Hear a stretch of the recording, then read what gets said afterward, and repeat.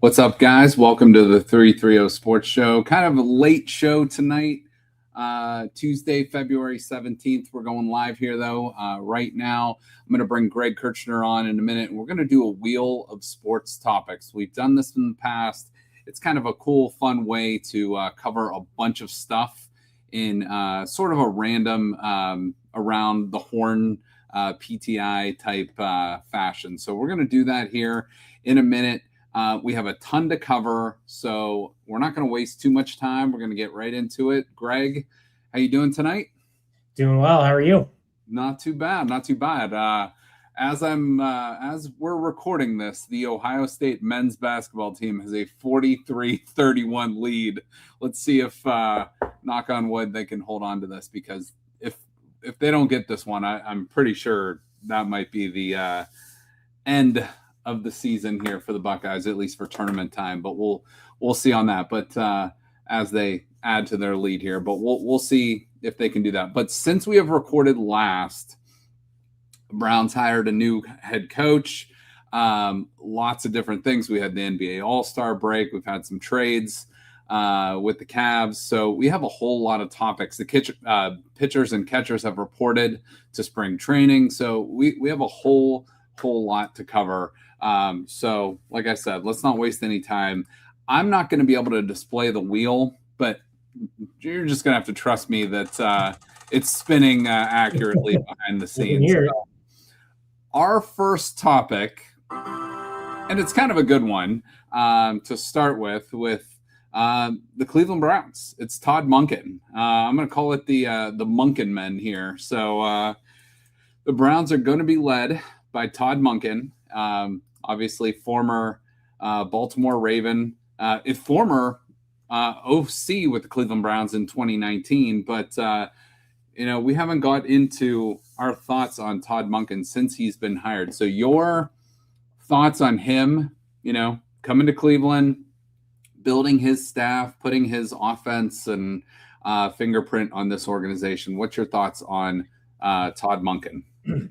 So I think unfortunately, the process was clunky in typical Browns fashion. So he got off to a bit of a rocky start, and just with everything that happened with, kind of dragging the process out, kind of stringing Jim Schwartz along, and sort of ultimately kind of alienating him. And the whole time you heard, they want a priority to get a coach that's going to keep Schwartz as the coordinator.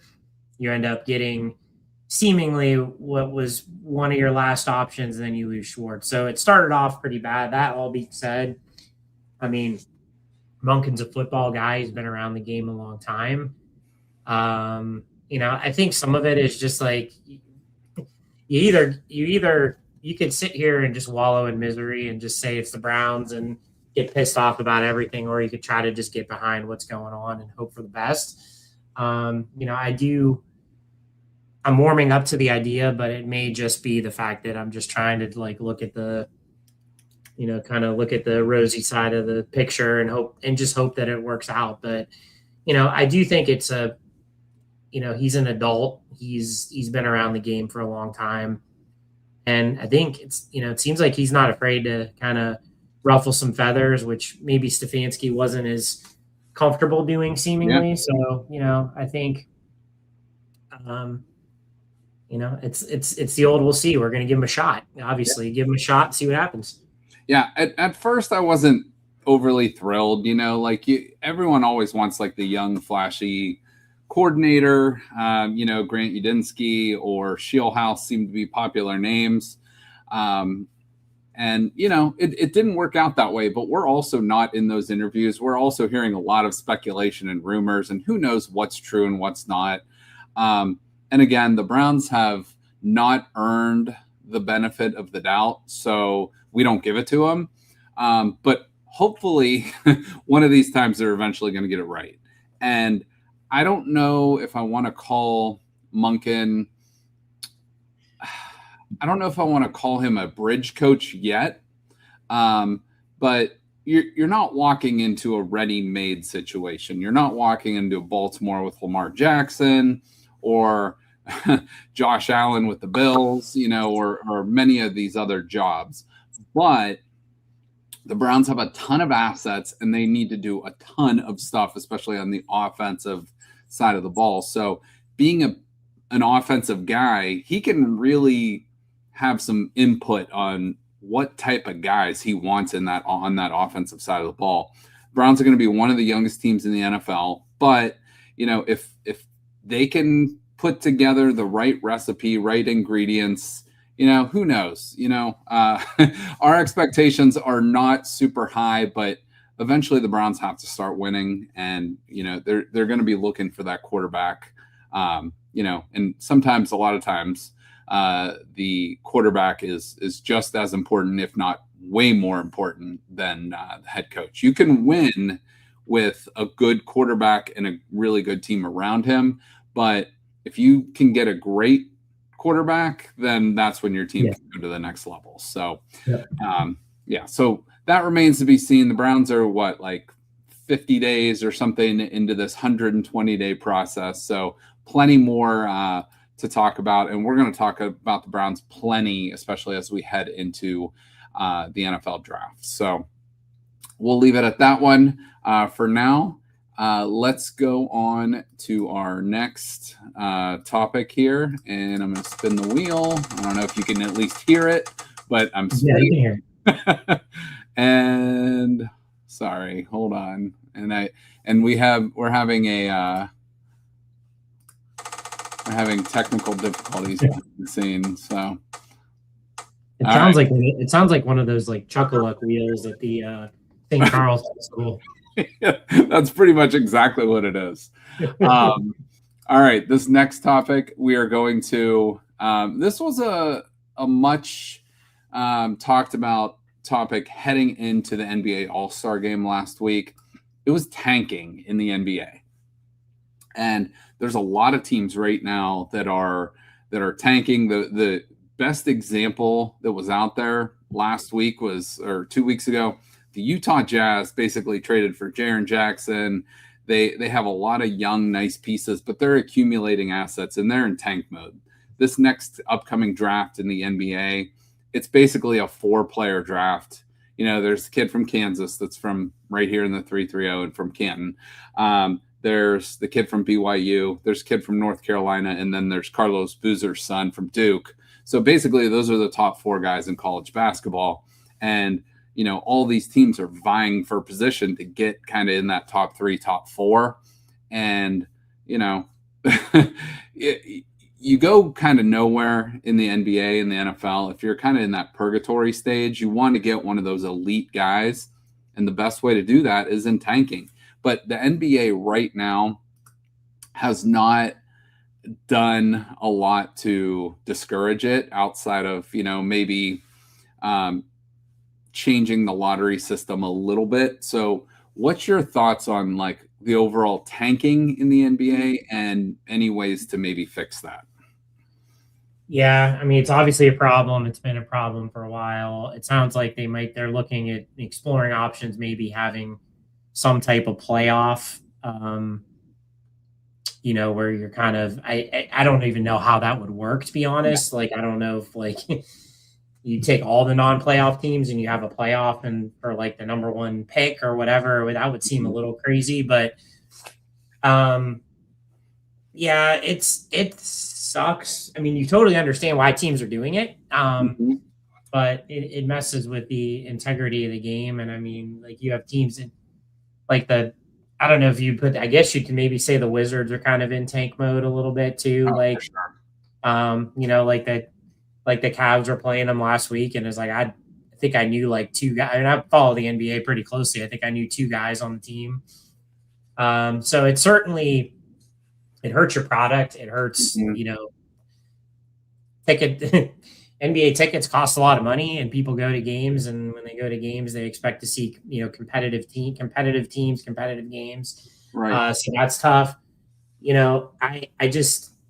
I think there's only so much you can do, and it sounds like they're going to be exploring options and maybe some type of, whether you even out the lottery more, or you do some type of play-in to,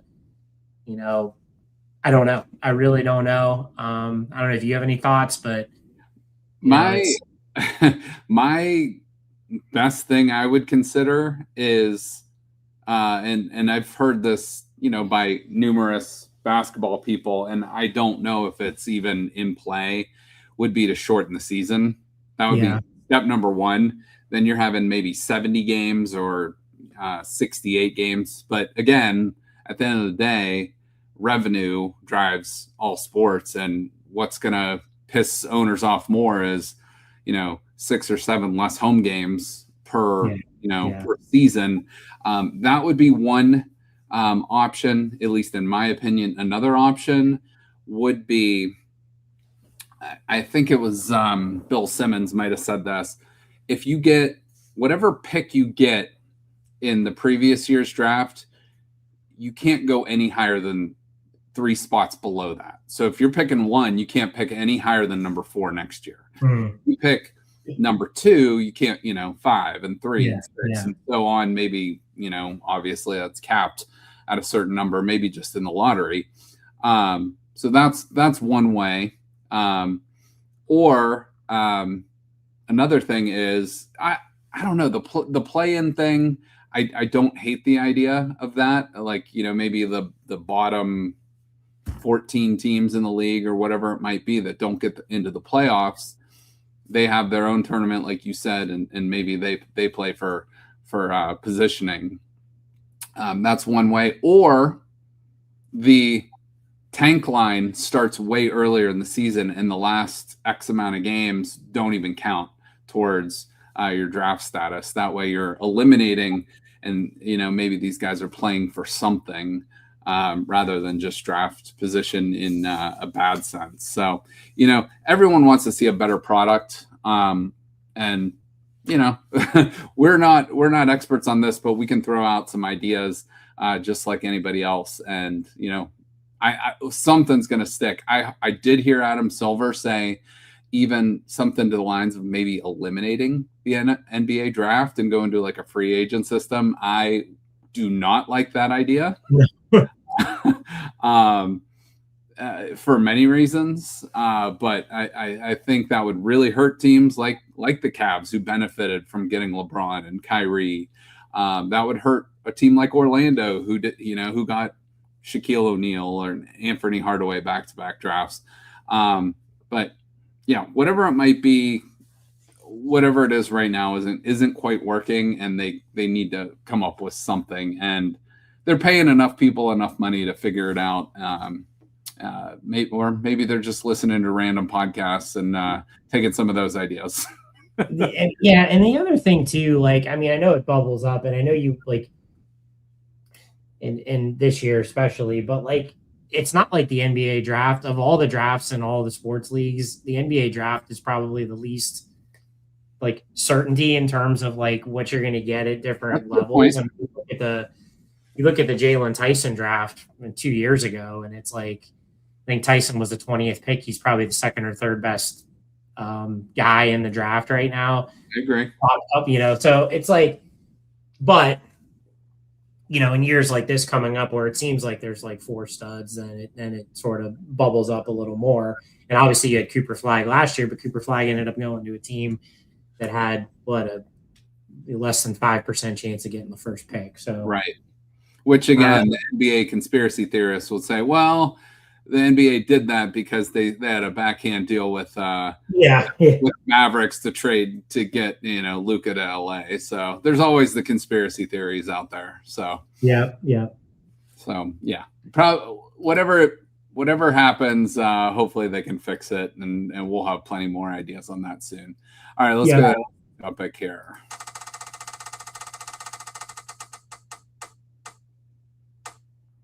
All right, well, sticking with the NBA, you just had the All-Star game. There's been a lot of smoke out there. This is a current non-Cavalier, but a very formidable guy in Cavs history, and I think we all know him, Mr. LeBron James. There's a lot of times where there's smoke, there's fire, and there's been a lot of rumblings of it's a will this be LeBron's last season? anybody that knows LeBron James, like I'm not saying we know him, but anybody that knows of LeBron James, his camp, his people, and knows he is probably going to go out on some sort of farewell tour. And he missed the first 30 games of this season, or he missed the first 2 months basically of this season. And it's been an up and down season for him, but he is still playing like a top 30 to top 40 player in the NBA. He's the oldest player now to have a triple double in NBA history. I just did that, less than about a week ago. But again, this guy can still play, but there's a lot of speculation out there that he's going to, play his final season with the Cleveland Cavaliers as a 42-year-old, but with a very good team that has a really good chance of going to the finals. And again, that's next year. Let's see what the Cavs do this year. But your thoughts on LeBron finishing his career as a Cleveland Cavalier next season? Yeah, I mean, it certainly is the Hollywood ending, so to speak. I guess going from LA would not be Hollywood, but you know what I mean. It's kind of, it seems like the appropriate way to end his career. And if I were a betting man, I would say it'll probably happen. I mean, there's already the smoke that's out there that he's probably done with the Lakers. I don't think that he's got enough, he obviously likes the attention, likes the spotlight. He's always putting himself in a position to win. So I think the fact that the Cavs have the roster that we currently have is a big piece of that. I don't know that he would be talking about going to Cleveland, if it was a poor team. But he also knows that, he kind of did the Miami thing. That was sort of, whether it was ring chasing or whether it was just kind of getting away and, and taking a little bit of the pressure off him to win a title. I think I would be surprised. So I don't think he's going to play with the Lakers, and I don't think he's going to just go to some other team, because that would feel like kind of a ring chase, and it wouldn't be as personal. So there's really one place, honestly, and it's Cleveland, that he would go to for one more year. You said it like a farewell tour. I've heard that he said he doesn't want to do that, but sometimes you say you don't want to do it when you really do. Yeah. There are things associated with that. Again, we talked about ticket prices. He's an older guy. He may not play every game. There's, there almost feels like an obligation when you're on a farewell tour to play every game. But they could figure it out, especially with the team that the Cavs have. He could come off the bench. He could play 20, 25 minutes a game during the season, and just kind of be part of the squad. And it just feels like, that would just be a hell of a way to wrap the career. He's Jim Brown, Jose Ramirez, LeBron James. He's one of, if not the greatest Cleveland athlete of all time. He's from the area.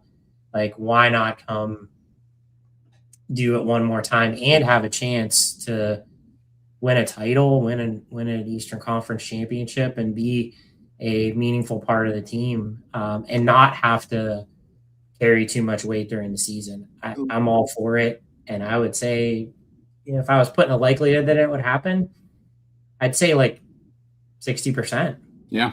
I'm right up there. I would say probably a 66.7% chance.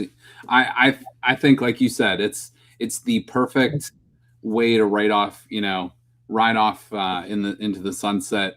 Win or lose, have a great season with the Cavs next year, and we'll see. But this summer is going to be very, very interesting.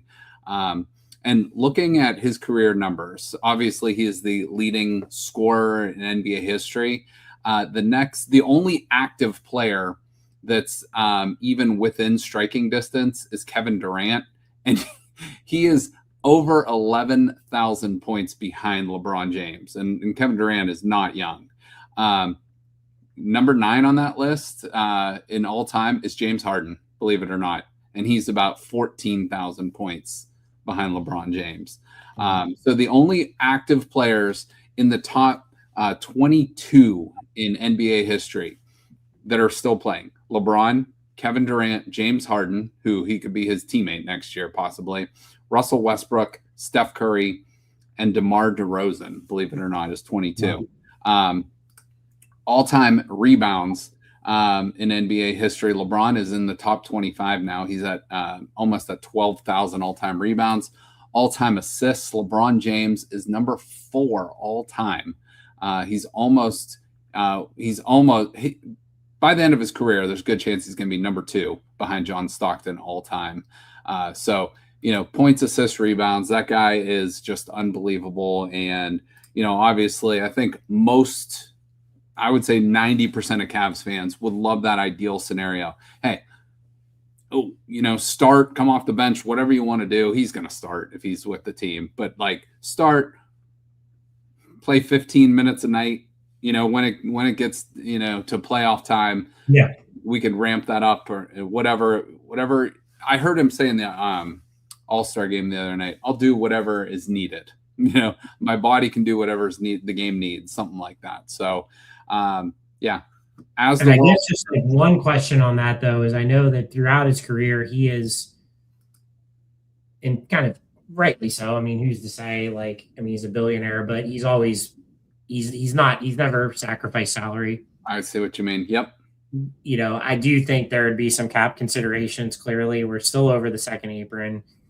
I don't know what all the restrictions would be, but do you think he would take a veteran minimum deal to come for one more year? If he would ever do it, I think he would in this case, but it would be the first time that he would have done that in this career. I think for one time and one time only. Yes. I think he's made his money. He's literally a billionaire. So. He literally is a billionaire. And that's not, his funds, aren't going to be hurt by making whatever the league minimum would be. It's not the Jake Taylor league minimum. No one's going to be feeling too bad for him. I think the veteran minimum is literally $7 or $8 million. Or something. It's something like that. He's going to be well compensated for his time. That'll pay for some trips off the court. But besides, presumably Bronny would probably be a package deal with him. Then you would think so, but again, where there's smoke, there's fire. We'll see. All right, next topic.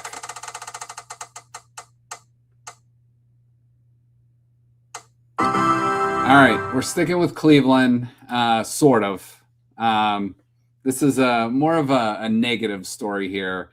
Emmanuel Clase. Now, there have been reports to him, rigging pitches in up to, I believe it was over 40 games last season and going back to 2024, some of those including the playoffs. Now, I'm not in the camp that he was throwing games or anything like that. I do think when you get behind in the count in the playoffs, you're already putting yourself at a chance when you're especially when you're going against the Tigers and the Yankees, that you're putting yourself in a bad spot already. And to start down, what's a pitcher's best friend? Being up in the count 0-1, and he is already basically guaranteeing himself a negative in any count versus, Aaron Judge's and, Giancarlo Stanton's and whoever you want to name there. So your thoughts on Emmanuel Clase and what happens, what his future is going forward? I mean, it's just a crying shame, honestly. It's there's obviously anger being a fan. And him being one of my favorite players and one of the best players on the team. So there's a lot of anger there. And there's a lot of people I will hate that guy forever. It's almost, for me, it's more just a sad situation than anything else. It's I'm angry that it happened, but it's also just sad watching somebody just basically sabotage their entire career and life, frankly, over something so damn stupid and the money that was just so trivial. in the grand scheme of what he could make. So, it's just, I don't understand it. I don't think I'll ever understand it. I mean, he could go to jail for this, correct? I mean, this is something that he could face some significant jail time. He obviously will never play in the major leagues. He'll never play in any meaningful baseball league. And California Penal League. Yeah, and the amount of salary, whatever prison baseball team he plays on is going to be pretty dominant. But it's just a shame. And you're right. It's like, on one hand, it's like, oh, if you just spike in the first pitch, so what? But it's like, no, that changes the complexion of at bats. And also, like, that's just, if you're thinking about doing that, like, your mind is not on what the task at hand. Agreed. And 100%. And this guy was just so automatic. He could put the ball anywhere. And it's just sad. It's just really sad. Like, yeah, I don't think I'll ever say, like, fuck that guy I just shake my head. Like, dude, you fucked your whole life up. Yeah. And it could have impacted, like, did it cost us a World Series? No, I don't think so. But you can't really measure what it could have cost us. Right. And it was the team was on a great run to the ALCS, and it's a shame. Just a shame. And we got nothing for him. And it was somebody that we would have probably traded, gotten some really good pieces. And, it was for a franchise that is in our financial position. Like, those blows are significant. In a way, it came back full circle because we basically got him for nothing. We traded Corey Kluber, who pitched, I think, 1/2 of an inning for the Texas Rangers, or 1 inning. And then, his arm was shot from there. But still, we made the trade. It was a successful trade. He had the trajectory, like you said. Maybe he could have been.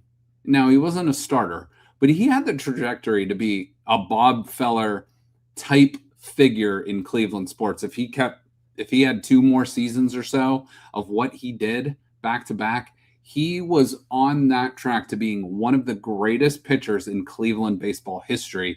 Maybe already had the greatest regular season of any pitcher in Cleveland history in that 2024 season until the playoffs.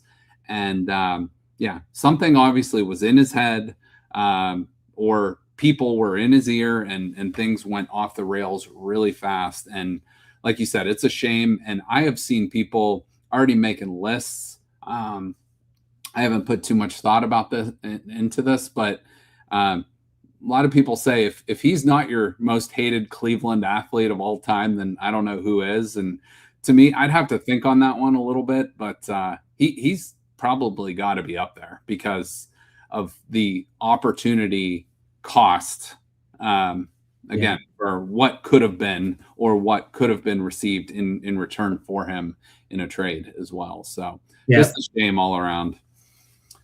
All right. Yeah, it's interesting because I don't feel I maybe I need to think on it more, because I'm not feeling the hate as hard as other people are, more than just the shame of the situation. But I get it.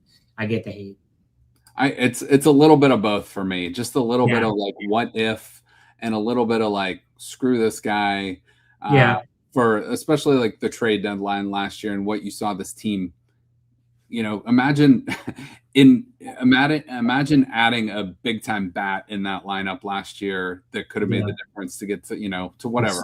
But it is what it is. It's unfortunate, and it's sad all at the same time. All right, let's go to a more positive topic, maybe. Okay. I was wondering, it almost stopped on something that would have been a little bit more depressing, but let's go now. This is more of a trivia section here for you. So let's start with the NFL. So we're going to go with highest win percentages over the last 10 years. And we're going to go through some of the major sports. And I want to just see if you can guess a few of these teams. So in the NFL, over the last 10 years, how many teams can you name with the highest win percentage in the NFL? over Like that regular season, or is it everything? regular season. Okay. I would say the Chiefs are probably up there. Chiefs are number 1. Okay. I would say the 49ers. 49ers are not on this list. Interesting. Surprising. Okay. Bills. Bills are number 2. So you got number 1 and number 2. Packers. They seem to always be pretty decent now. Packers are not.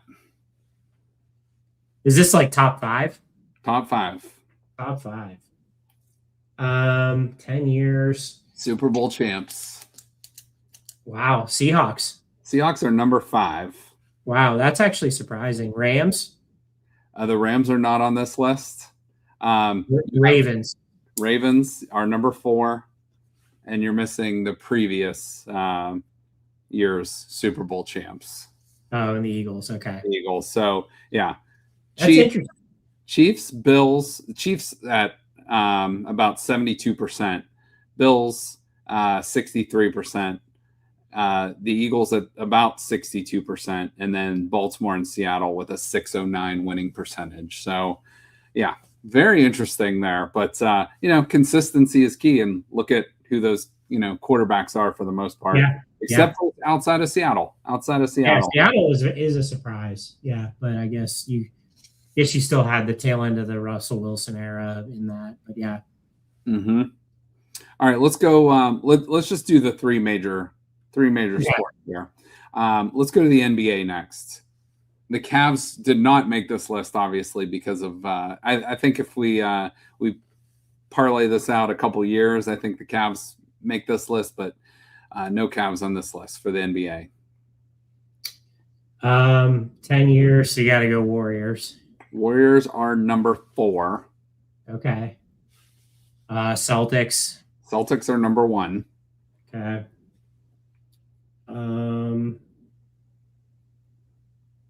Two other NBA champs on this list over those last 5 years.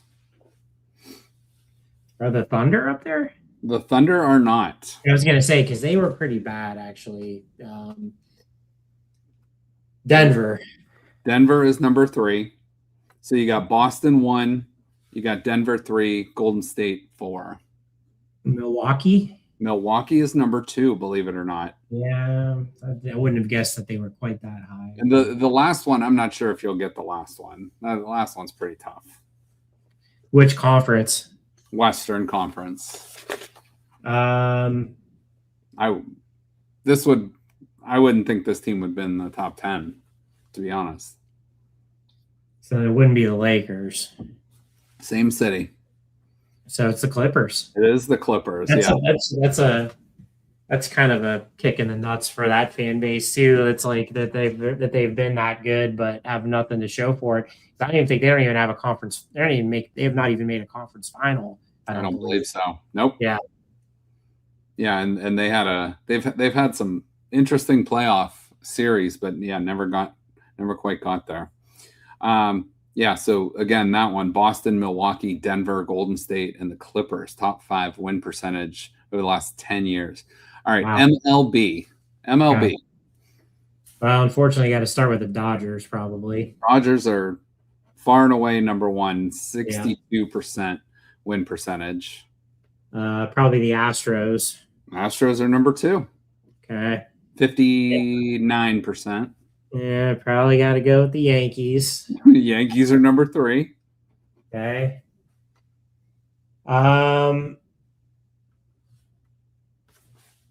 Red Sox?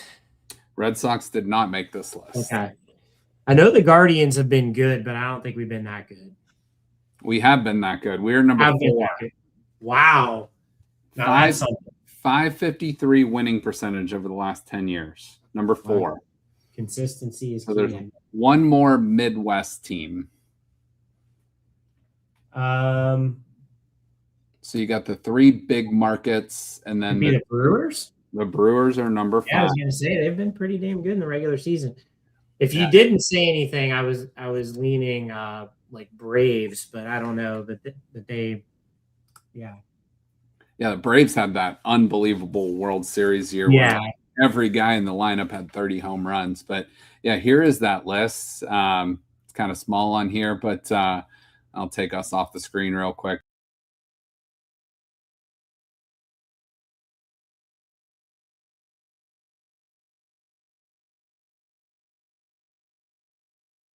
With an 87.1 win percentage, Bama, Georgia, Clemson, and James Madison, believe it or not, is number 5. Wow. College basketball, Ohio State did not make that list. 6th. Yeah, they're probably 6th. But Gonzaga, Houston, Duke, Kansas, and then St. Mary's College. Most of the teams you would expect, and then St. Mary's in there. So thought that would be interesting. Do that, mix that up a little bit. Yeah. Let's go to our next topic here. Let me hide this. As again, you gotta stare at my face while you hear this clicking. All right. MACtion. Sacramento State was just added to the MAC, to the Mid-American Conference. Now, I know Stanford and Cal play in the Atlantic Coast Conference, and they are a few miles from the Pacific Ocean. I get that. But this, to me, is absolutely ridiculous. I'm going to put this graphic up. So Sacramento State is obviously in Sacramento, California. They are this many miles away from each school. They are the closest school to them is Western Michigan, 2,177 miles from Sacramento, California. The furthest one, basically, you're going coast to coast, Sacramento to the University of Massachusetts. Basically 3,000 miles around, one way to get there. So your thoughts on, first of all, this kind of goes with a bigger picture of college football as a whole, of like, what the hell are we doing with some of these conferences? And then, I don't know, like, what are we doing here? So, yeah, I'm not crazy about what the Big Ten has done, but I get it. Like, it's USC, UCLA, Washington, Oregon. Those are big name schools, depending on the sport, kind of bigger in some and other. But it's like their names, there's history there, there's money there. You're nationalizing the conference. Sacramento State is not USC or Oregon.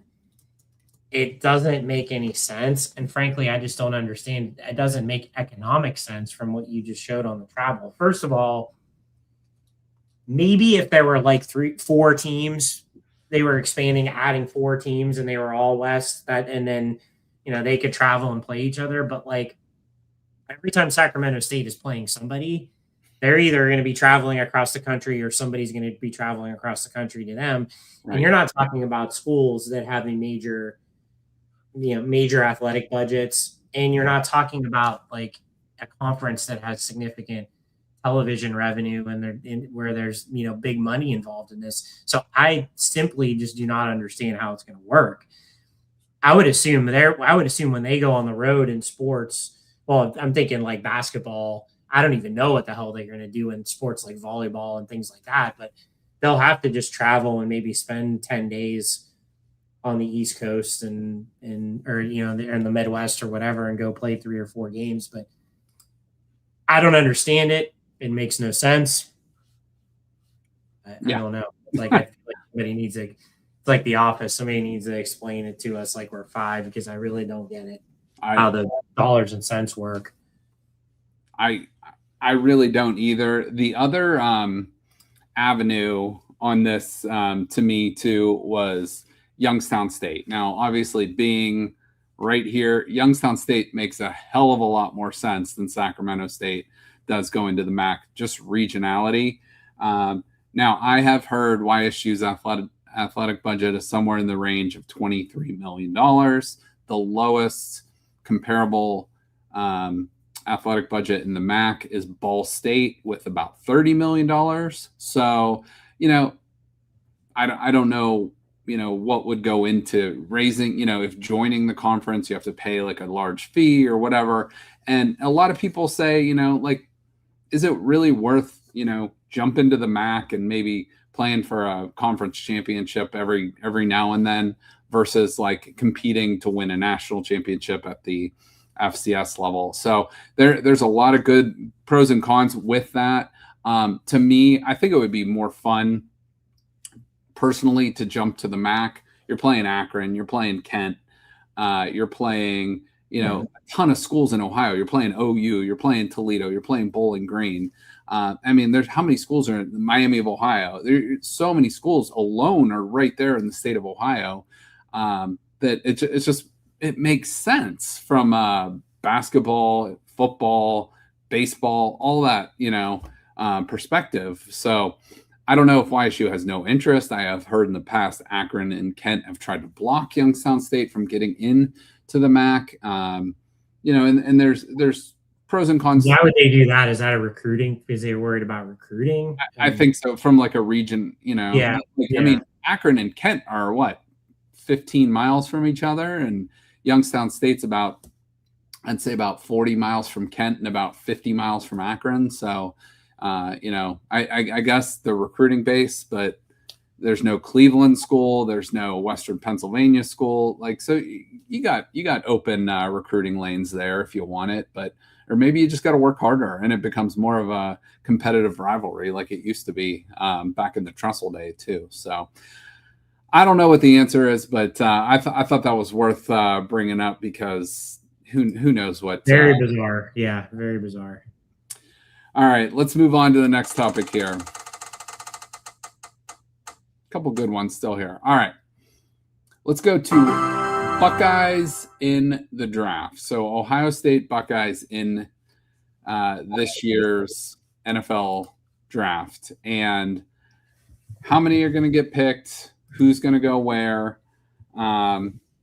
So sorry about that. I am having some screen malfunctions. Okay, there we go. So Ohio State players in the draft. So how many players, first of all, do you think are going to go in round one? And if, off the top of your head, I believe there's 11 guys invited to the combine, but how many players do you think will go round one for the Buckeyes? I would say, let me put the over under at 4.5. Okay. I think it's and that's pretty much like a perfect over under because I think there's 4 guarantees unless something crazy happens. Yeah. So Arvell Reese, Carnell Tate, Caleb Downs, and Sonny Styles are all probably locks to be in the first round. And then it really comes down to whether Caden McDonald goes in the first or not. So I'll say he will. I'll go because I think the Ohio State name definitely, you don't know how everybody does their own analysis, but the success that Ohio State has had over the years, certainly carries some weight. So I'd say we'll get to 5. All right. Let me ask you this now. Which player goes first? Which player gets picked first in the draft? So you mentioned Tate, Reese, and Downs. I think it would be one of those 3. So which one of those 3 guys is the first Buckeye drafted? Yeah. I'll say Reese, but it's any of those 3 is very possible, and they could seemingly go as high as 2. Yeah. So, yeah, I agree with you. I think Arvell Reese gets drafted first. However, if I'm just picking straight, I'm just starting a team straight clean, I am taking Caleb Downs. Yeah. I think he is the number 1 football player in this draft. I think he is by far the best defensive player in this draft. I think he is the smartest. He might not have he might not be the biggest, fastest, the cliche. He's not the biggest guy. He's not the fastest guy, but he will probably be the smartest football player, the best defensive player. And let's hope he does not go to the AFC North. Let's hope, I have seen rumblings of the Browns maybe, with his name out there, but that is not a position of need for the Browns. They have many other positions to fill, offensive tackle, wide receiver, obviously. But if you're asking me the best football player in this draft, I'm saying Caleb Downs. And then if we're strictly talking Buckeyes, I'm going Downs, Carnell Tate, Arvell Reese, in that order. Sonny Styles, I think, will be a great player, depending on where he goes. I feel like Sonny Styles is going to go to somewhere like Pittsburgh or Baltimore and probably light it up with one of those teams based on their reputation. But if we're talking from a Browns perspective, obviously we hope Carnell Tate slips to 6 and you can take him there because they need all the weapons they can get. But yeah, we'll see. But Jeremy, of course, Caleb Down falls to Pittsburgh. That would be but I could see Dallas trading up for him. I could see the Kansas City Chiefs. I could see the Cincinnati Bengals. Like one of those three would be where I think maybe Caleb Downs falls to in this draft. If he maybe he does go higher. I don't know. So.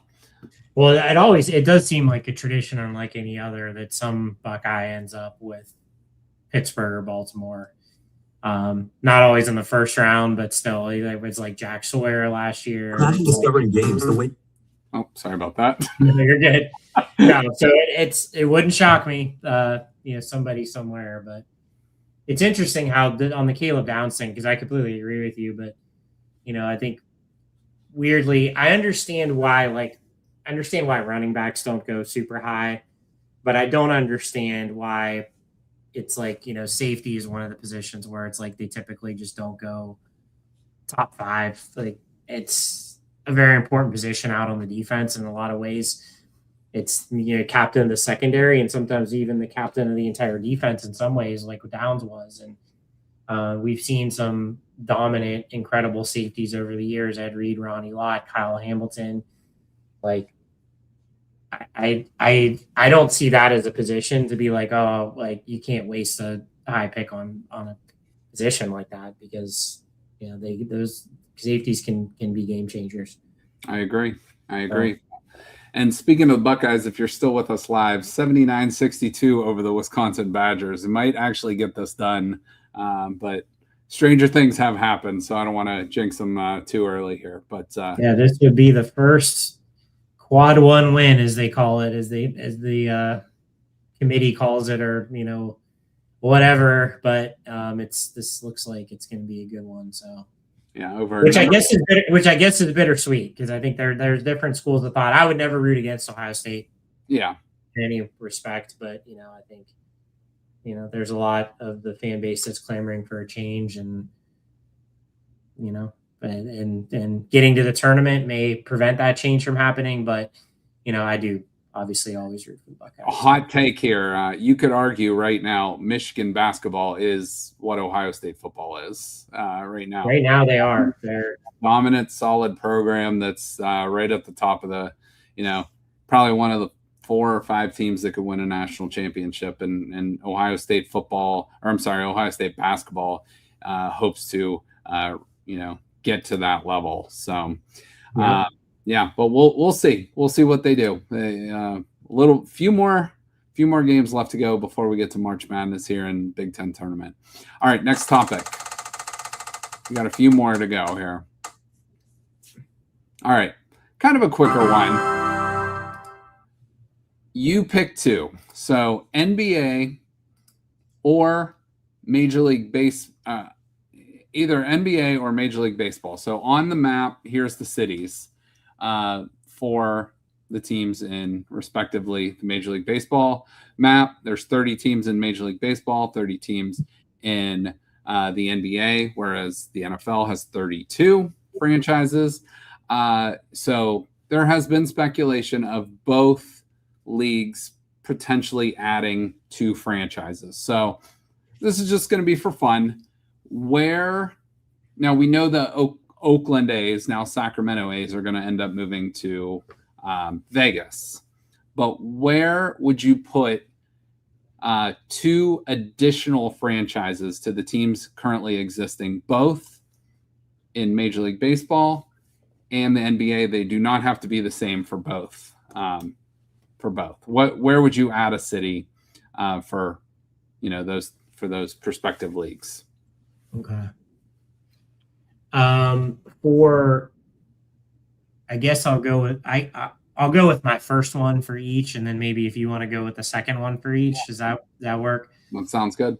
I think that the biggest no-brainer is Seattle getting an NBA team back. Obviously lost the Sonics to the Thunder. I mean, Seattle consistently, like across all sports, seemingly has like one of the best like fan followings of any city in the country. And they were crazy about the Sonics. So I think you bring Seattle back, you bring the Sonics back, and that would be a great addition to the NBA. Yeah, I think Seattle makes the most sense for the NBA. That's I believe number one. All right, if I'm going with an NBA city to add, just for the hell of it, for fun, I'd put them in Jackson Hole, Wyoming, or somewhere random. But probably Vegas probably makes the most sense. It's out west. You could probably do some shifting of some teams to make it more regional. But Vegas probably makes the most sense with that, unless you want to go like a Louisville or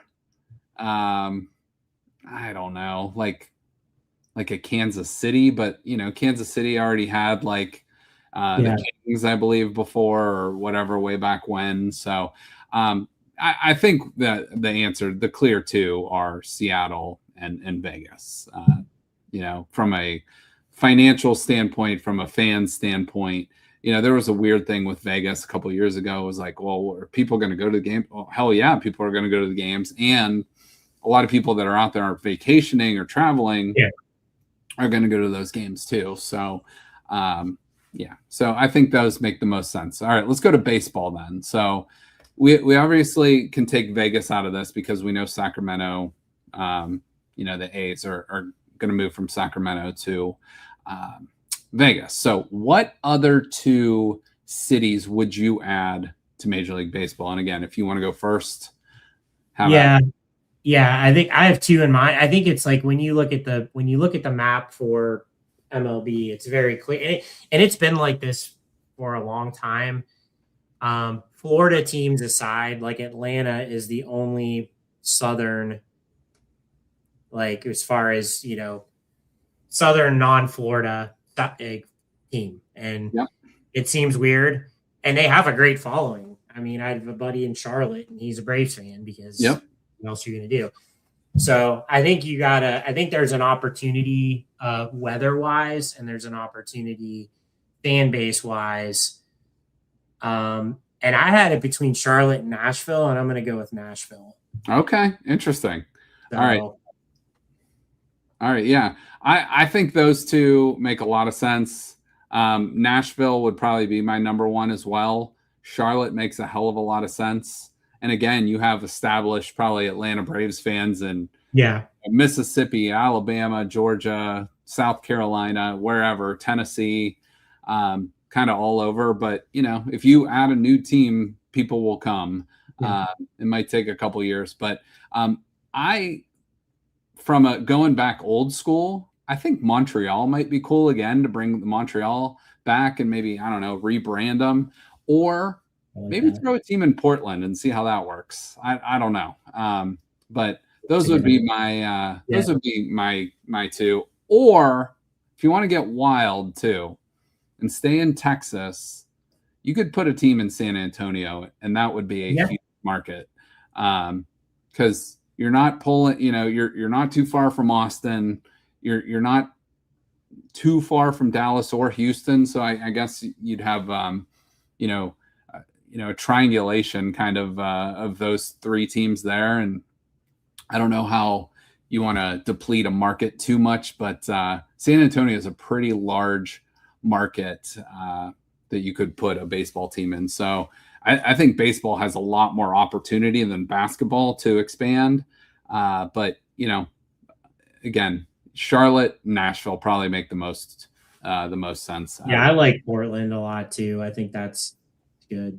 Like, yeah, it's hard. It's hard. Like, I mean, Columbus would be a great city. Columbus is, the Blue Jackets have not been a successful team, but they have a great following. But I think I think for many reasons, but like it is a struggle when you because of the Cleveland effect and the Cincinnati effect, depending on what sport you're talking about.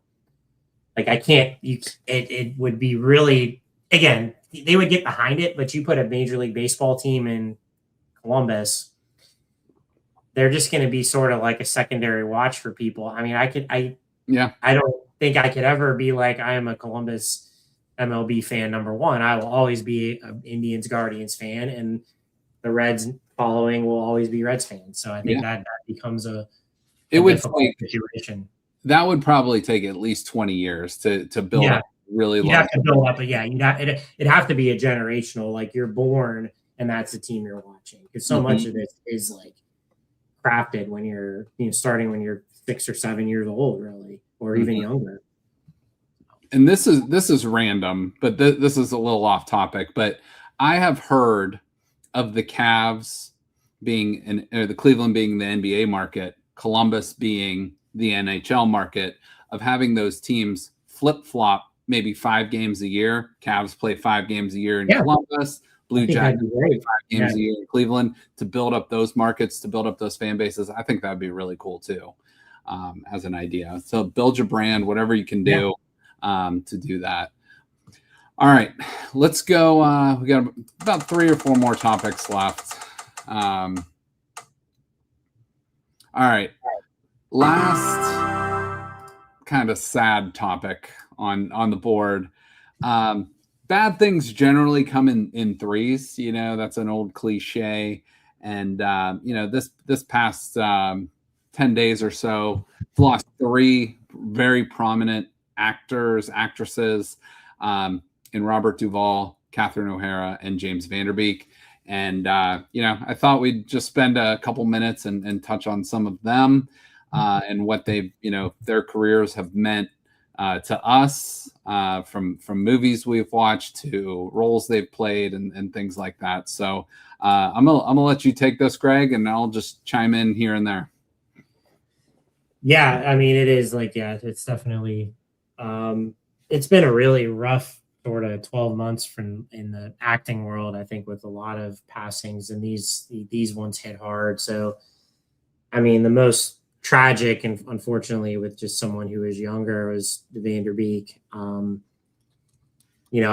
was not, I don't know if you were a Dawson's Creek guy. I was not, but I was very well aware of it, but I was not. Yeah. And I think I maybe underestimated the popularity of that show. I mean, it was like, I know him from Varsity Blues, and I don't know that I've seen him in much else, and I don't know that I need to, because he'll always be Jonathan Moxon to me. And that movie, we broke it down. I mean, it was like, it was just, that was, there are those movies that, that I think we've talked about that align with where you were in your life. And I remember it came out, we were like juniors, seniors, and or somewhere in high school. And it was like, it was the high school movie at the time. And he was the main character in a cast full of stars. I mean, you had Paul Walker in that movie, but Vanderbeek was the guy. And he was, and he kind of stole the show. And it's just horribly tragic. And he had 4 kids, and 48 years old is just way too young. And, just somebody that had so much life in front of him. And again, everybody that was anybody who's 35 to 45, or maybe even to 50, it's either Varsity Blues or Dawson's Creek, or both. Like, and he kind of touched everybody in this little generation that we're in. So, it's just sad, but Varsity Blues will always be. It's maybe one of the all-time most rewatchable movies. It's one of the you name it.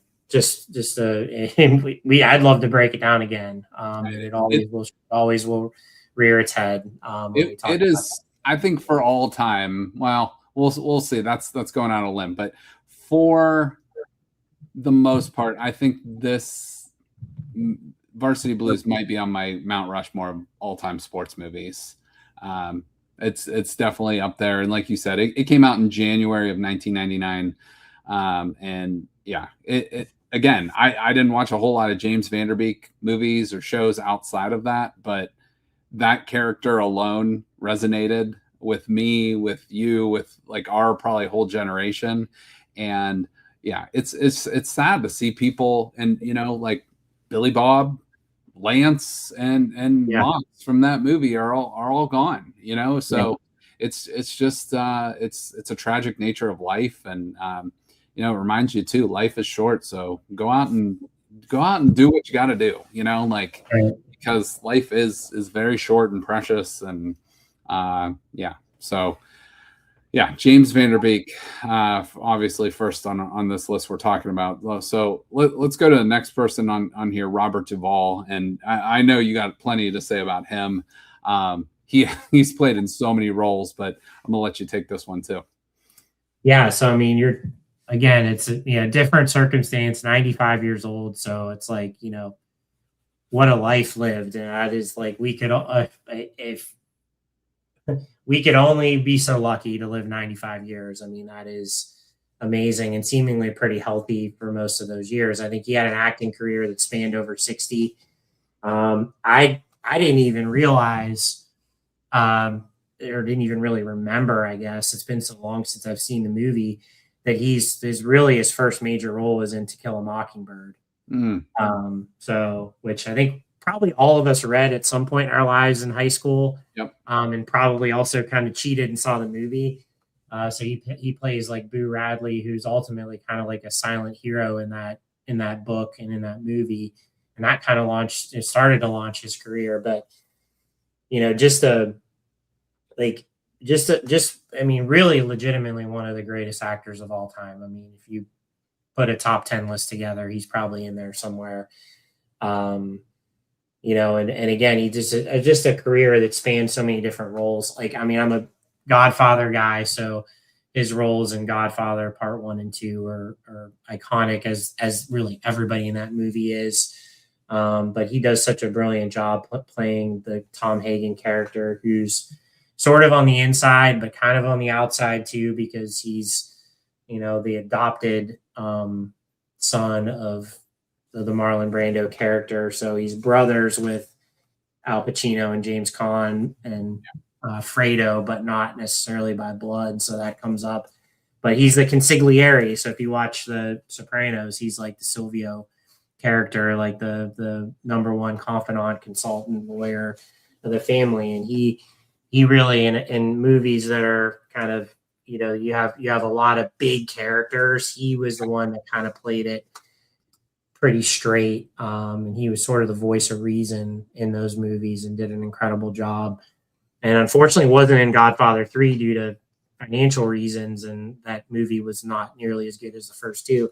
And that's a big reason. So Apocalypse Now, if anybody's seen that, it's an unbelievable movie, but his character it probably is his most iconic role, actually. And probably when they do his tribute at the Oscars, they'll probably show that scene from Apocalypse Now when he says, I love the smell of napalm in the morning. Like, that was a great supporting character in that movie. But he went on to just do all kinds of movies, comedies. He's in a couple sports movies, Days of Thunder, Kicking and Screaming.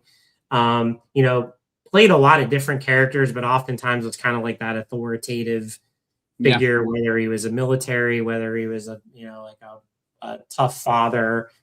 And that was kind of his strength, but he really is just an absolute legend, a huge loss to Hollywood. And frankly, they don't make people like him anymore. That's like kind of that generation of guys that, whether you call him a man's man or whatever it is, just these kind of old school, I know he served in the military a little bit. Just he's a big nature guy, big I think he lived on a lot of land and appreciated the wilderness. Probably wasn't on his phone and on social media and stuff like that. So he's kind of part of a dying breed in Hollywood and the world. So he'll be really missed. But as with all these all these individuals, you do live forever when you're on the screen. So that's a cool thing. You can always kind of tee up one of his movies, but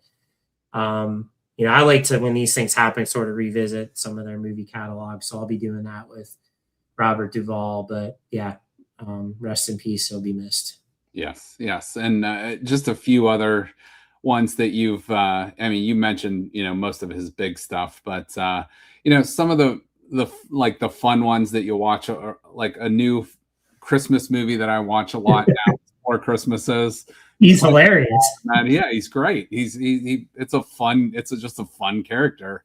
And it doesn't seem like he's really like acting. He's just playing a natural part in that movie. It's really good.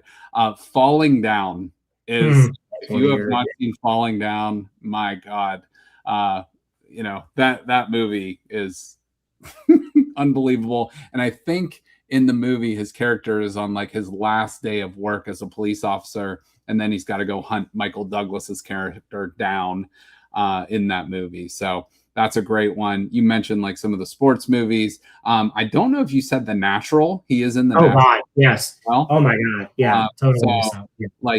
He plays a great character in that. I mean, and he's been in some legendary movies too that we haven't even mentioned. Going back, so check out his like category, his IMDb and stuff. Like he plays just so many great characters. John Q's another one. That's another movie all the time where he's in there and he's kind of like the hostage negotiator. But he's got, his catalogs of movies is about as impressive as anyone out there, really.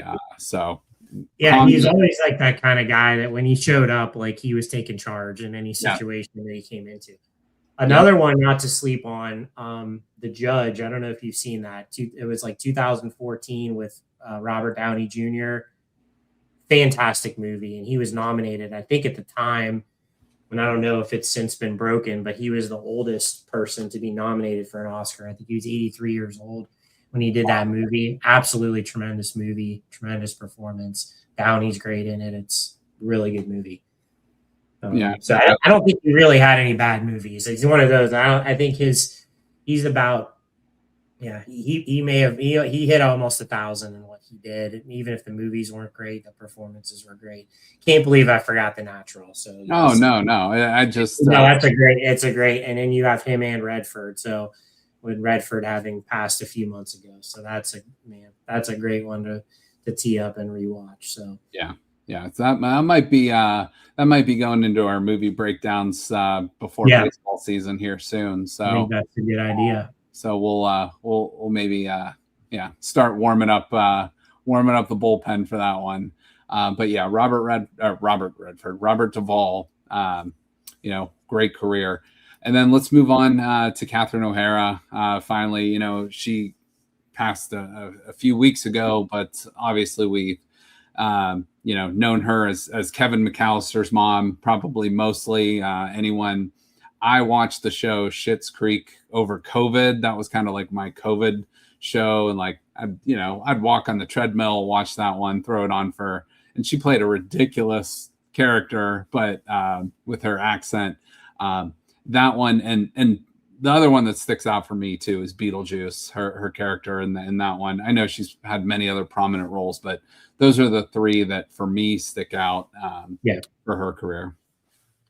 No, you hit it. I have not watched Schitt's Creek, but I've heard it's great. Another one that I have not seen that's on my list to see is Best in Show. I guess that movie's supposed to be really good. Okay. But yeah, it's like, again, like there are, we've broken down Home Alone and Home Alone 2, and she's outside of Macaulay Culkin and maybe the Wet Bandits. She's really the main character in the movie. You kind of see a lot of what's going on through her eyes. Now, Was she the greatest mother? No, but you still kind of rooted for her. Yeah. And, and just, but, on top of those performances, which again are just, to live forever through, those are two of the most popular movies of all time. And you mentioned Beetlejuice. It's also hilarious. She's a comedian, like gifted comedian, came up through some of the, the Canadian comedy scene with John Candy. Yep. Dan Aykroyd, Eugene Levy. And, it was beloved. And that was I think you go back to, when unfortunately these things happen, you go back to like her moments with John Candy in the first Home Alone. I think, on top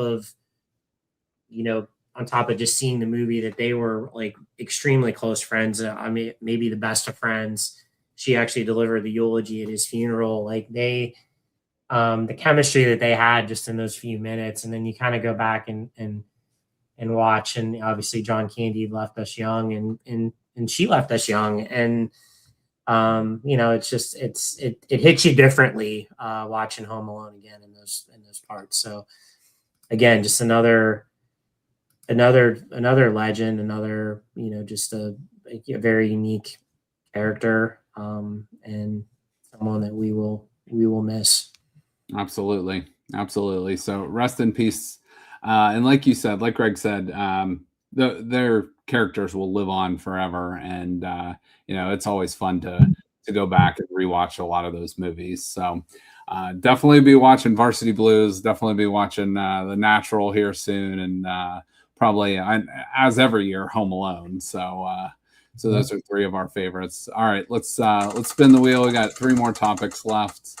All right, let's go back to Cleveland.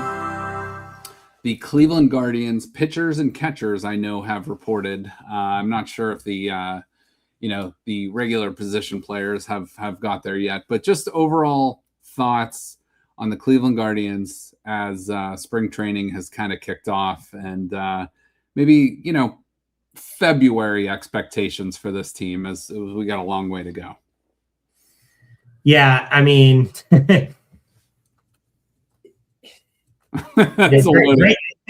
No, I think it's like, I think your expectation is kind of more of the same. I mean, we talked about it, like the 4th highest winning percentage over the last 10 years on a team that has not spent, barely any money, is really amazing. But like, you look at, essentially running it back with the same roster as last year, which, you'd love to have seen a piece or two added, because you feel like this team could really go places with an established corner outfield bat or corner infield bat.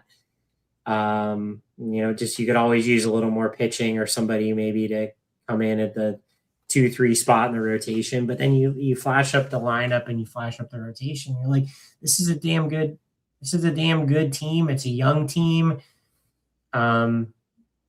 You have guys that are on the verge of potential breakouts. I'm really excited to see what Chase DeLauder can do.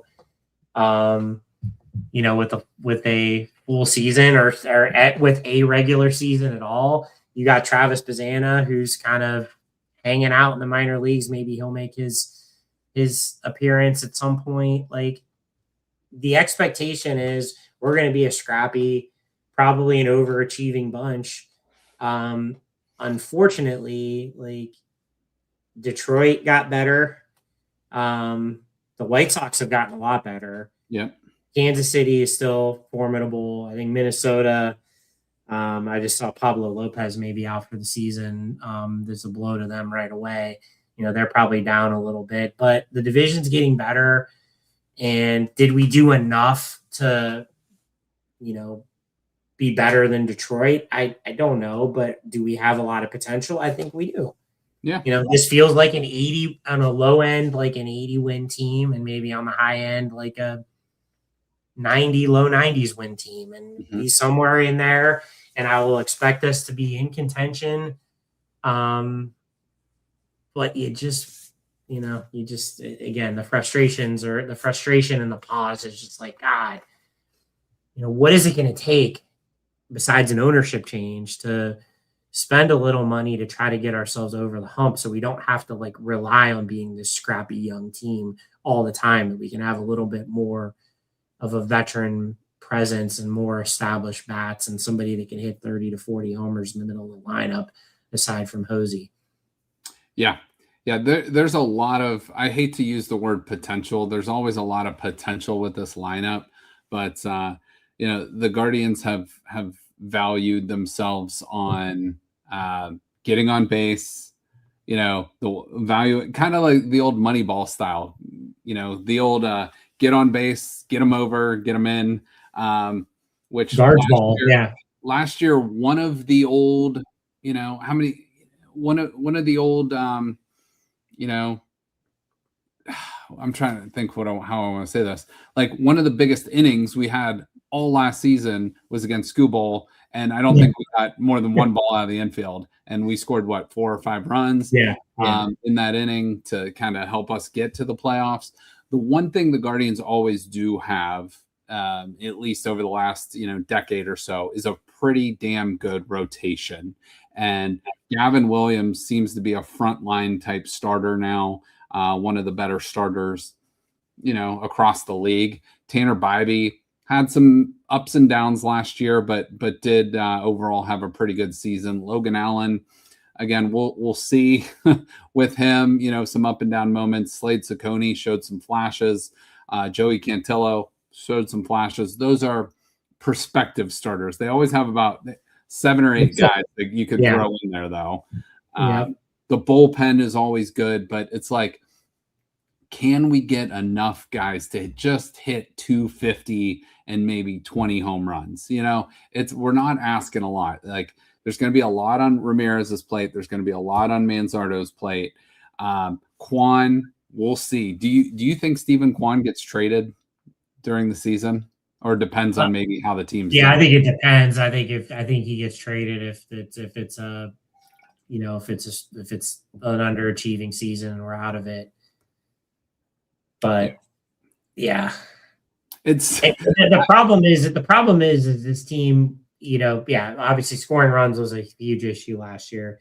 I look at this lineup, you see potential, but you see potential issues scoring runs. Yeah. Over the course of a 162 game season, like, you need to win some games 8-2. You need to go out and just pound teams, and it feels like we just don't do that. So every game is like we're winning 3-2, 4-3, 2-1, and that style. And it just, your margin for error is thin whereas you look at a team like the Yankees or the Dodgers that are, 25 times during the year they're going to score 10 plus runs and they're just going to go out and pound a team. And those are kind of easy wins that this team just doesn't seem to get. Yeah. But I thought we were going to underachieve last year, and it looked like too. And it looked like we were going to, and then we got hot. So it's like I'm done counting this team out. I don't want to count this team out anymore. Stephen Vogt and just this culture and style of play has done enough to make me a believer. But it's not a World Series roster. It's like, again, you get to the playoffs, anything can happen, and maybe you have some serious breakouts, but again, it feels like our ceiling is playoffs and maybe win a round or something. But I love baseball. I love this team, but you just wish we would get to the playoffs and hopefully you have a shot. But you got one of the best players in all of baseball, one of the best bullpens in all of baseball, a pretty solid pitching staff, and then a lineup of guys that are like, well, if he hits and he hits and it's like it all comes down to that lineup for me. Like you said, if we can get 10 to 12 easy wins where we're not stressing the bullpen and we can just the right guys are putting it together at the right time. We do have one of the best managers in baseball too, which we can't forget that. So yeah, this team's got potential. We'll see, but they just don't ever go out and outside of extending Ramirez, which thank God he is the way he is. But we just don't go out and sign a big bat, and that's what this team's lacking. So hopefully that big bat's already in the system. I know they have one of the best minor league, systems in all of baseball, but again, some of those guys are a few years away. So hopefully some of these guys literally pop on and off the field. So we'll see here. All right, let's go to next one. All right, this is just random. I just threw this one in here because this was probably, out of any video game I played as a kid, this was probably the one I played the most. And I just threw this in here because it was random. But Super Mario Brothers 3 this week came out in 1990. It came out in this week in February. So I thought I would just ask real quick. So it turns 36. What was one of your favorite, like, one or two games growing up as a kid? Yeah, I mean, the first two that come to mind, Tecmo Bowl / Tecmo Super Bowl. And then the other one, it was a little more in our high school days, but GoldenEye. Oh, yeah. Super Nintendo. Yeah. I think it was Super Nintendo. Like, those two are kind of the first two that pop into my mind. But all the Mario games, Sonic the Hedgehog on Genesis. Yeah. Some of those old school, like, baseball games, like RBI baseball, and but yes, Tecmo Bowl and GoldenEye are my final answers when I think about games growing up. So as a kid, Super Mario Brothers 3, and then one of the Tecmo Bowl games, I can't remember which one, I played all the time. And then, like, as I got a little bit older, I kind of obviously didn't have time or wasn't into video games as much. But I do remember a lot of you guys playing GoldenEye back in the day. But I played a little bit of Madden in college, which was fun. And then I want to say I was like, I don't know, maybe like fifth or sixth grade, NHL 93. Oh yeah. That was a game. good And that was like how I learned the game of hockey. I didn't watch hockey, but I loved it. And Steve Yzerman and Sergei Fedorov for the Detroit Red Wings were like two of my favorite players. And so I always played with the Detroit Red Wings. And that was cool. So that game always kind of stuck with me growing up. But yeah, I thought we'd throw that in there randomly for a little bit of fun. All right, two more topics here. All right. Well, I'll let you pick because there's two more here. So you want to go James Harden and the Cavs, or you want to go college football playoffs expansion? Well, let's close out on a good note. So let's do college football, and then we'll close out the Cavs. Okay. All right. So college football, the reason I brought this up, so right now, it used to be the BCS era, only 2 teams got in. Then it went to 4 teams, the 4-team college playoff. Now we're in the 12-team college football playoff.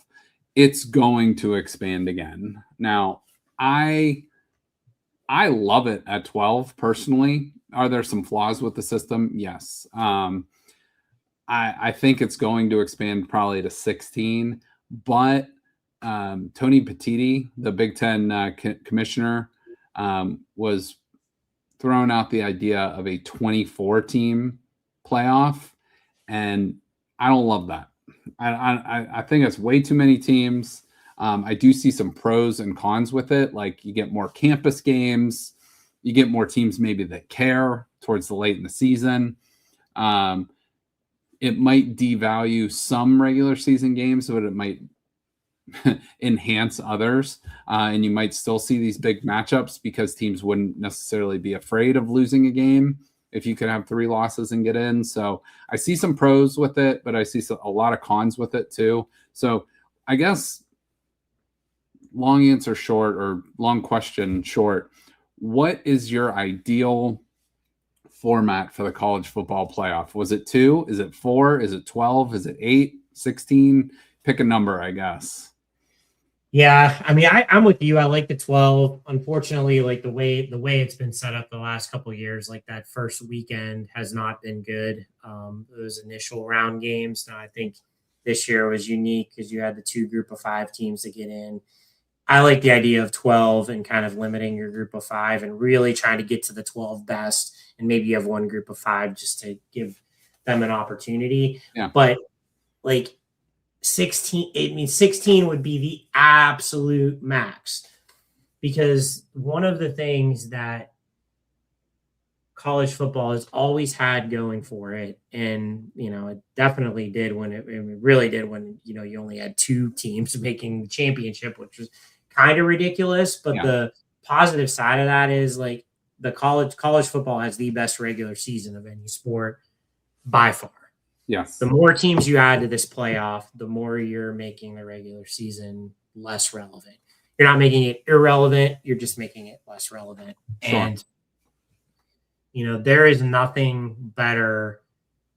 The playoffs great. The championships are great. The Rose Bowl is great. All that stuff is great. But to me, like, there is nothing better than a October number 1 versus number 3 game. That's like, that this is, or even a number 5 versus number 8 or something, where it's like the loser of this game is going to be in some trouble to make the playoffs. This is a massive game. This feels like a playoff game right here. You don't want to lose those. You don't want to lose that out of college football, because that's the one thing that college football has going for it that no other sport does.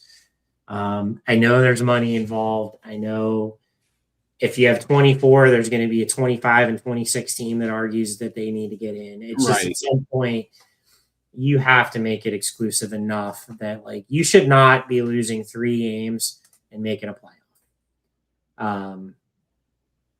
So and to me, to do that, you really can't go too much above 12. That's fair. That's fair.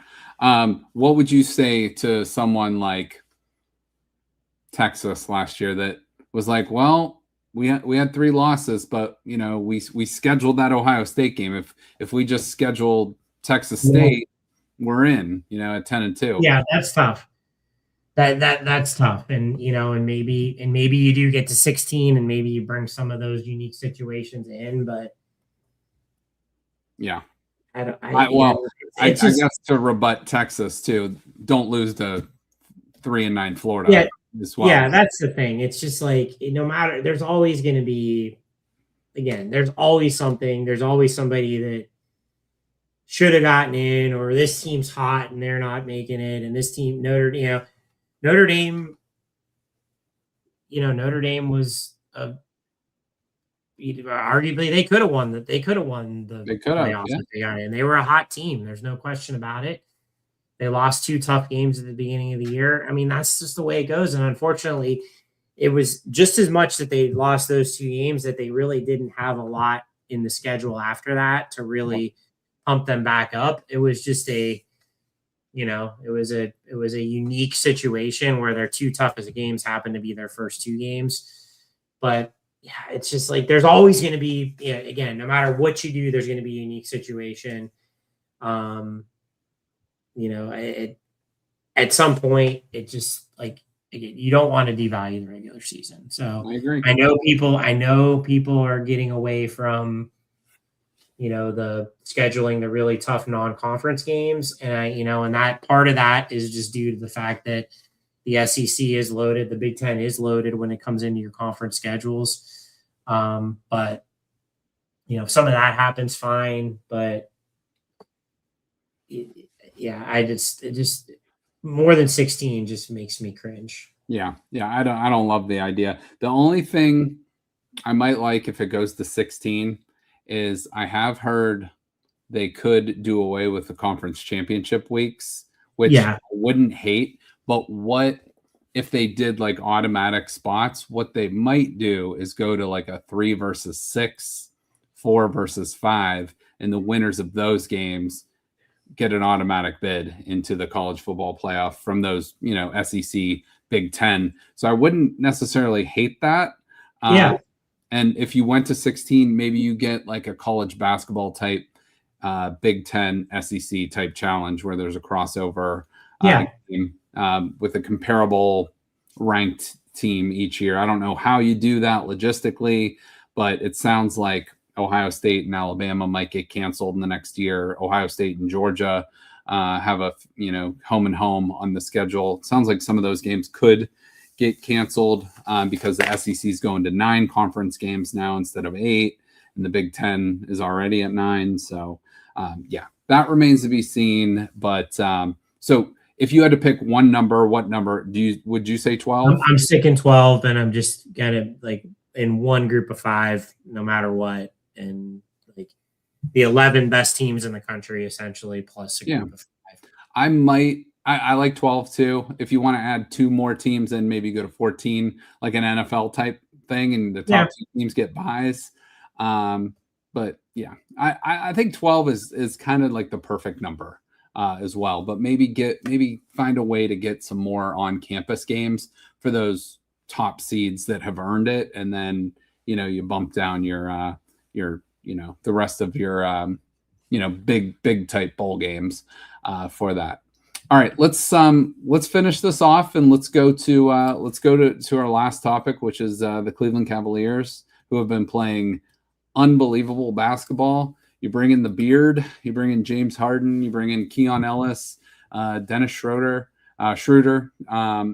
and you're going to get Max Strus back soon. Evan Mobley's going to be coming back from a calf injury soon. So this team all of a sudden is completely loaded up and down the roster. So I guess just thoughts overall on some of the trades and the outlook for the Cavs right now. Yeah, I mean, I think we all woke up the day before the trade deadline and saw James Harden for Darius Garland as a possibility. And I think everybody, paused. I mean, we all paused. I think I texted you and you're like, I don't like, your first response was, I don't like that. And my first response I did not. Was, I don't like that either. And I think you got a lot of those responses. And there were a lot of people very angry in the fan base. Darius Garland, great guy, great player. We'd loved watching him. When he was on, he was as good as and as dynamic as any point guard in the NBA. Problem was he wasn't on that much, and he's hurt a lot, and he didn't, he struggled in the playoffs. He struggled against, physical play, and in that, in the guard play. And I know he's hurt last year, but the guard play of the Pacers and things like that hurt him. You get Harden, and it's James Harden. So I think he comes with some baggage, right? He's, maybe known as like a me first guy, not, he's kind of worn out his welcome everywhere he's gone. He's not done well in the playoffs. He doesn't play defense, but what you kind of forget is he's one of the most dynamic offensive players ever to play in the league. And he's an incredible facilitator. So we're very much in the honeymoon phase. I'm acknowledging that. I think he's played 3 games. But in those 3 games, we've gotten to see all the great things about James Harden, including just the fact that he has truly played that facilitator role. He's almost been like our Jokic. When I was watching that Nuggets game, I was like, he's basically doing Jokic as a point guard. Yeah. He's facilitating first. He is getting everybody involved. He's making incredible passes. He's creating easy shots. He's made Jared Allen. Jared Allen had some really good games right before Harden came on. He's made Jared Allen look like one of the best bigs in the league, and he hasn't even played with Mobley yet. He's gotten shooters involved. Mitchell's able to play off the ball sometimes. And then when he needs to, when it's crunch time, James Harden we know he can get a bucket. He's done it his whole career. He's got the step back 3. He can get to the basket. He gets to the foul line as well as anybody in the league. We've seen it all, and we've also seen some really good leadership and really good defense. So in those games, he has raised the ceiling of this team substantially, as well as the other guys you mentioned, Ellis and Schroeder off the bench, where he's added toughness, defense, grit. Our second unit is now really one of those scrappy second units that you really want in the NBA. And there's a ton of excitement on what this team can do. Now, that being said, we still got to do it in the playoffs, but I think we are in a much better spot to go really far in the playoffs than we were a few weeks ago. Whatever there is to say about Darius Garland. And if we can get completely healthy, We have as good a chance as anybody in the East. And I think if you look at the odds, we have maybe the best chance in the East. But it looks like we're going to end up in that 2 to 4 seed range, which I think is perfectly fine. I think barring something crazy, the Eastern Conference is going to be represented by either Detroit, Boston, New York, or Cleveland. Yep. And I think we have a great opportunity, and I'm really excited, and I'm loving the James Harden experience so far. F Toronto.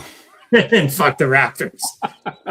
Notice I put them no chance. No, but no, I agree. Those top 4 teams are it's going to be a battle down the stretch. I see the Cavs, I think, have the 5th easiest schedule left in the NBA too. So the schedule plays into them. We'll see if Jason Tatum comes back for the Celtics.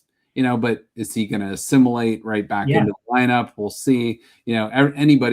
Any great NBA player looks really good shooting on air. Like those guys can make 90 out of 100, if not more, just jumpers. But when you're putting a 6'6", 6'7", 6'8" type player on them, athletic wing, that might decrease that shooting number there. But real quick on James Harden, he gets a lot of crap for not being a great playoff player.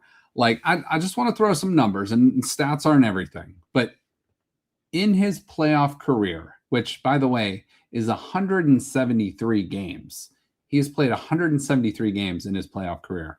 He's averaging 22.5 points per game. So far, pretty good. Almost over a steal and a half per game, a half a block per game, 6.5 assists, 5.5 rebounds. And his shooting is from the 3-point line, 34%. Not, still not terrible. But he's shooting 87% from the foul line. And like I said, 22.5, 5.5 rebounds, 6.5 assists. That's pretty damn good numbers. And last year, I know it's the game 7. I get it. Yeah. Like he's had a couple bad game 7s. But if he can get you into that spot, he also has a 1A now too. Like I know he's been on teams with Durant in the past. I know he's been on teams with Kawhi Leonard in the past, but was Kawhi really that great? I don't know, So it's like with Donovan, he's probably on the most complete team he's been on since maybe really early on with the Thunder and Durant and Westbrook at their primes. So when you got Donovan Mitchell, who can be your scoring, and like you said, I think that you used the keyword facilitator. He would be our Jokic. He doesn't have to go out there and get you 20 points a game. He can get you 30 if he needs to, but get that like 15 to 20 points, get your 5 or 6 assists, get your 5 or 6 rebounds. And this team is complete enough where, like you said, I think Mobley and Allen are going to benefit hugely from him in pick and rolls, you already see playing off the ball. And this Cavs team is the last couple games going into the playoffs. That Clippers game, that Kings game, that Nuggets game, especially. And I guess we can count the Wizards game too. Those games were all a hell of a lot of fun to watch. Mm-hmm. This Cavs team is a formidable. It's kind of like waking up a sleeping giant. There was something off this whole year, and now all of a sudden they feel locked in. They feel ready to go, and you're creeping towards March here. So you're creeping towards the playoffs, and this team seems locked in. And there's no better time than now to hit it and go for the next 4 months here. And let's see what we see where we're at on 4 months from now on June 17th, and we'll take our chances.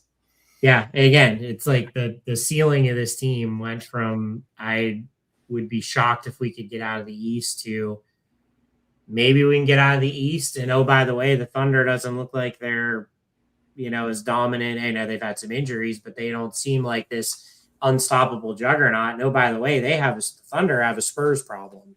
Yeah, they do. So, anything can happen, as we know, when you get into the playoffs, and in injuries, and look at all the significant injuries that hit last year in the NBA playoffs. So you just want to get there, and you want to get there, and you want to continue to advance, and things can happen. So yep.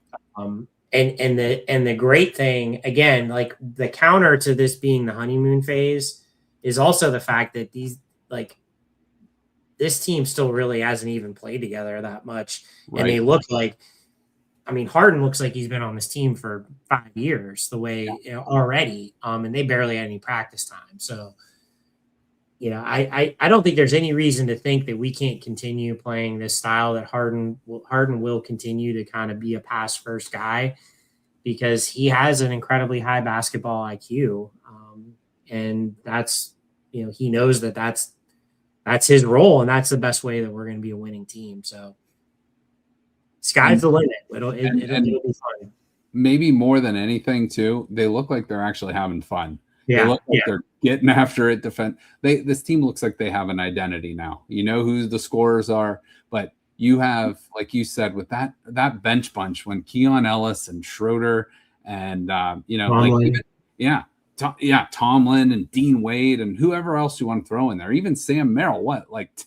He started off 9-9 the other night from the 3-point line, and that most of that's due to the space that Harden or Donovan Mitchell create for him. So, this team is going to be a lot of fun finishing off the regular season, and hopefully they can get one of those top two. I don't think Detroit's going to be in range, but if they can get the second seed, I think that would be pretty great. So, yeah, and like you said, definitely an opportunity with the schedule to climb and get to 50, maybe low 50s on the wins. Yeah, and again, you want is the higher the seed, the better. You'd like to have that home court advantage and as many series as you can get. Detroit's a very tough team. They're overachieving. I don't I don't think they're as good as their record shows, but their record's really good, and they're a physical bunch. The Knicks are a tough matchup for us, as always, and Boston is going to live and die by the three. They're all going to be tough, but we are built now much better to compete with those teams than we were 3 weeks ago. Well, it's going to be a hell of a lot of fun to watch. Cavs basketball last year was such a fun ride, and the beginning of this year just felt really clunky, but all of a sudden now it feels like this team is going places. So we will check in with them weekly and go from there. But for Greg, I'm Justin, and everybody have a good night, and we'll talk to you soon. Thank you for listening to this show on Youngstown Studio. This is original Youngstown content. Feel free to share our videos and tell your friends about us. Don't forget to subscribe to our YouTube channel and follow us on Facebook.